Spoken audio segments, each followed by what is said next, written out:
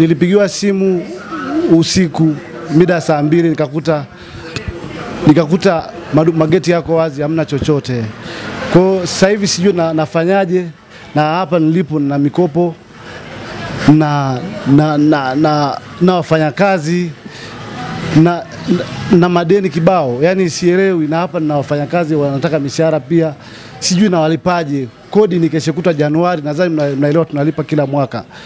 Naona. Kwa hiyo serikali mimi naomba ituangalie kwa kweli, kwa sisi ambayo najua na yenyewe pia impata hasara, na kwa namna moja hapa nyingine iko wazi kila mtu amepata hasara hapa Mwanza. Ila kwa mimi, kwa maduka matatu yote na familia na watu wananizunguka na mpaka na wagonjwa wengine. Unaona? Kwa hiyo mimi majukumu yangu ambayo ninayo, sidhani kama nitakata tamaa, lakini kwa sasa hivi naomba tu serikali tuangalie kwa hichi kilichotokea hapa Buhongwa Mwanza hapa. Hasara nilioingia ni karibia milioni 80. Kwa sababu ni maduka matatu. Kwa sababu ukipiga hesabu ya duka moja siwezi nikapiga hesabu ya moja. Yani ni maduka matatu.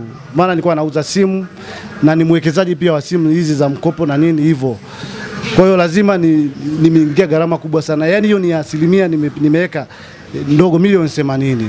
Basi kama unaweza kutusaidia chochote kile ambacho unaweza kutuwezesha ili tuendelee kumove mbele, tupate pesa ya kulipa wafanyakazi, pesa ya kulipa kodi. Maana Januari tunatakiwa tulipe kodi ya mwaka mzima kwa maduka yote matatu. Hayo ndio maombi ambayo tulikuwa tunaomba serikali kama inawezekana basi atusaidie. Vurugu hizi sio nzuri. Kwa kweli zimetuletea hasara kubwa sana. Tanzania tulikuwa tumezoea kuishi kwa amani. Hatukukaa tukawaza kwamba ipo siku maduka haya yatakuwa tupu bila vifaa au na simu ambazo zilikuwa ziko humu.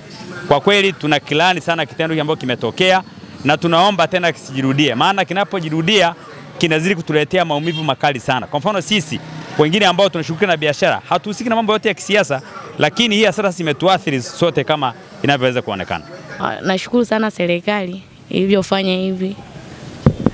Tunatoka vizuri, tuna biashara japo bado mbaya. Tunamshukuru Mungu hivyo tunachokipata tunarudi ndani.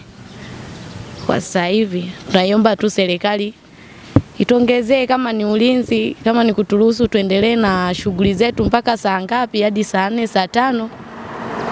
Tunaomba tu hilo. Kwa kweli nimejifunza vingi, maana Tanzania ndio nchi yenye amani sana.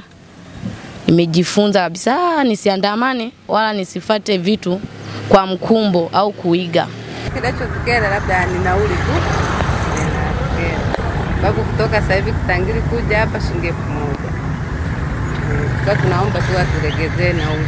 Tunasirika sana. Sababu biashara hamna, haona mpaka sasa hivi nimekuja hapa hamna biashara, hamna wakuuliza, watu hamna barabarani. Katika maandamano haya yameniathiri sana kwa sababu tulikuwa unavyoona tunafanya kazi ndogo ndogo. Sasa tulikuwa tumekaa tu nyumbani kwa watu wachache tu ambao wameleta fujo ambazo hazina hata msingi. Lakini kwa kweli tunashukuru Mwenyezi Mungu, hali imetulia, rais ameweza kuapishwa, hali imetengema. Sasa hivi hata unavyoona haisi zinapita, unaona watu wengine wanapita, mambo yanaenda shwari kabisa. Sisi tumezoea amani. Sasa unapokutana na kundi kama hivyo ambao unakuwa tunalazimisha kulala mapema, watu wamezoea labda muda wetu umezoea kawaida, mafuta kama hapo ndivyo yalikuwa yapatikane kwa wakati. Ukiyapata tena ukienda barabarani wanakuvizia wale, wanakuambia simama, ukishasimama pikipiki wananyonya mafuta. Aidha ukiwa unatembea unasikia labda risasi inakupita pembeni, hata uko hujui kinatokea wapi. Kwa hiyo unawahi kwenda kustiri usalama wako.